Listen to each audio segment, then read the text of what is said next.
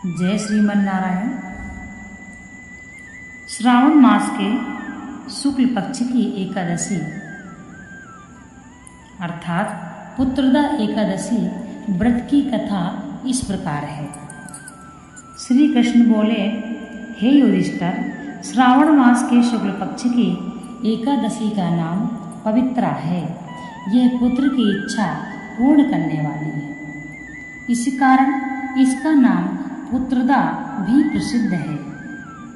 इसमें गौ माता का पूजन करना चाहिए। इसके महात्म्य की कथा इस प्रकार है। एक महीमती नगरी थी।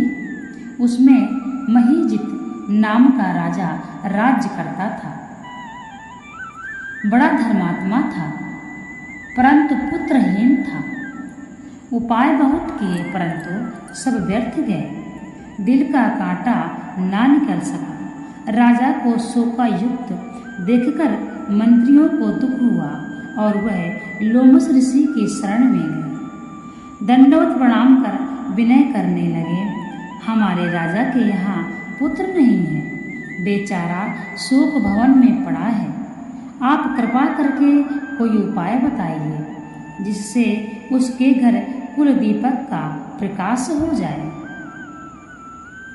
मुनि ने दिव्य दृष्टि से उसके पूर्व जन्म का कर्म देखकर कहा, तुम्हारा राजा पिछले जन्म में महाकंगाल था और कुकर्मी था। एक गांव से दूसरे गांव में घूमा करता था।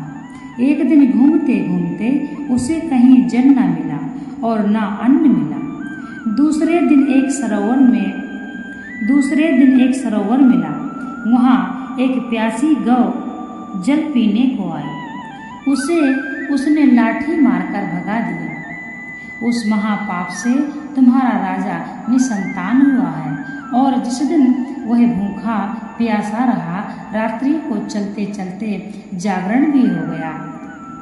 भूखा था, भगवान को स्मरण कर भोजन मांगता था। उस दिन श्रावण शुक्ला एकादशी व्रत उसने भूल से कर दिया, परंतु वह दूध, पुत्र और धन देने वाली पुत्रदा एकादशी थी। उसके प्रभाव से राजा को राज्य मिला और गौ के श्राप से उसे निसंतान कर दिया।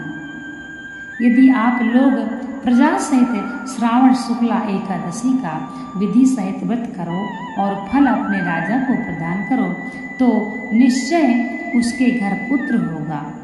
व्रत की विधि यह है, गौओं का पूजन करना, उनको मधुर जल और मधुर फलों से प्रसन्न कर द्वादशी के दिन उन्हें पेट भर के लड्डू और पूरी इत्यादि मिष्ठान कर भोग लगाना। उनका आशीर्वाद और पुत्रदा एकादशी का महात्म्य एक समान है। मुनि की शिक्षा से मंत्रियों ने प्रजा सहित और राजा ने परिवार सहित पुत्रदा एकादशी का व्रत कर रात्रि को कीर्तन किया और गौओं का पूजन कर पुत्र प्राप्त किया।